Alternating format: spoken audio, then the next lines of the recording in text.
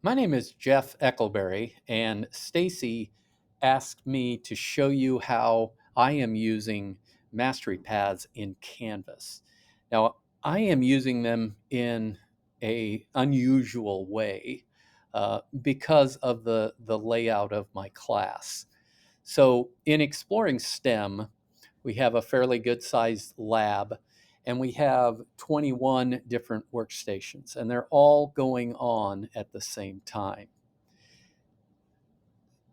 So each one of the activities is a module, and there are 21 of those. Um, so the reason why I had to use mastery paths is I tried a bunch of different ways to teach my class, but Canvas is not very friendly to a class that's taught in a non-traditional way.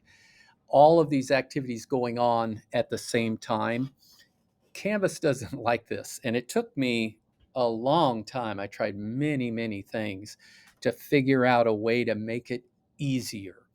So when I know which modules I'm going to put the kids in, I will, have a spreadsheet basically with their name and their preferred modules that they have. They are not allowed to retake ones that they've had because they can retake STEM over a number of times, but they're not allowed to repeat any of these modules. So what I tried initially was as I would go in to people, and then I would um, had to plug kids in, just like click on their name and the little three dots on the side add the name of the module. That was after I went into settings and created all of these different module sections. And then they all had due dates. It start dates, due dates available from all of that. And there's no easy way to do it in bulk. So I was spending tons of time. I would talk with the Canvas people, and it was just a really clunky, super labor intensive uh, thing. And so what I did was is I thought there had to be an easier way, and I started experimenting and playing around with mastery paths. And I found out right away when you do mastery paths, there's only three options, and I had 21 modules.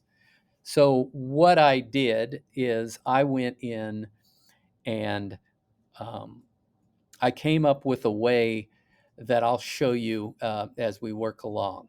So for the kids, what they would be doing is they start off here in the home at the home screen, and we're going to go to launch coursework. And then on this page, I have a lot of stuff, but let's say it was rotation one. Um, I have not only do the kids choose modules, I forgot to mention they go through 3 or 4 per 9 week period.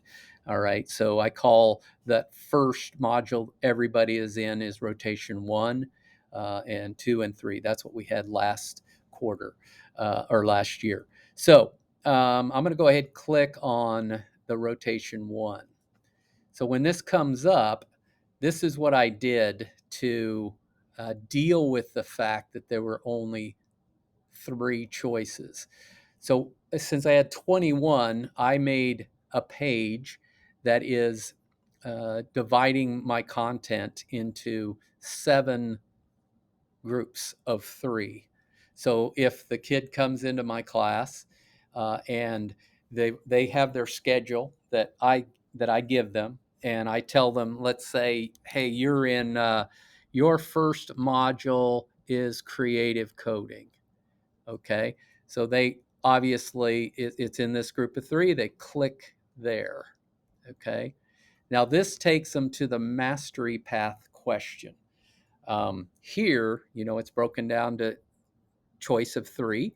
And then I assigned, when I was setting this up, a score, a value, 1, 2, or 3. And based on that, it gave them the assignment. So, they would click on it, submit it, and it will give them, assign them to their content they're supposed to have. This is dependent upon the kid actually,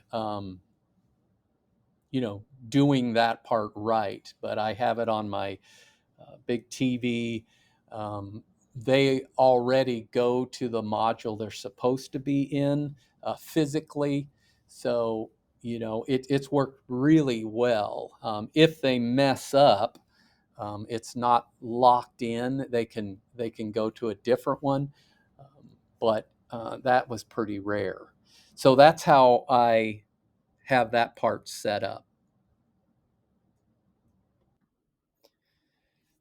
So one of the cool things about Mastery Paths is once I you have it set up, I go into settings, and this is an old one, so uh, that's why that message is showing up. But um, you can actually, IT can tell you what your IP address is. I wanted them to do this only, in my room at school.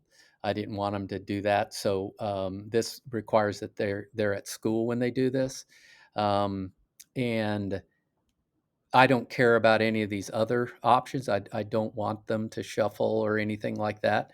But the allow multiple attempts, you have different options here. And I always choose the latest because since multiple attempts are allowed, the few times that kids do click on the wrong one or get confused, if I allow multiple attempts and then it's set to keep the latest one, we can just go and, have them do it right, and they'll be able to be in the right module, and it keeps their latest selection. So there's a lot of really good tools here. You can actually moderate, and you could give them another attempt that way. But I find that just allowing multiple attempts and keeping the latest attempt as to be the best solution. So what this does is the advantage of this is once it's set up, you are able to assign them to a module with all of the associated assignments. It also shows up in the gradebook in a much more sensible way. Prior to this, unless I individually assign kids to the modules, which was super labor intensive, what would happen is all of my class content would show up. So when little Timmy Smith is looking, or his parents are looking, they'll see like, okay, they only did 3 modules this quarter out of 21. They think those other ones are going to be due. Um, so it didn't work to assign all of those modules to everyone because that was a nightmare. So again, I was just kind of pounding my head against the wall. But I started this last quarter, and it worked really, really well. So that's the way that I use Mastery Paths. I hope this is helpful. If you have any questions, I would be happy to help anybody that might be interested in using a variation of this. Thank you.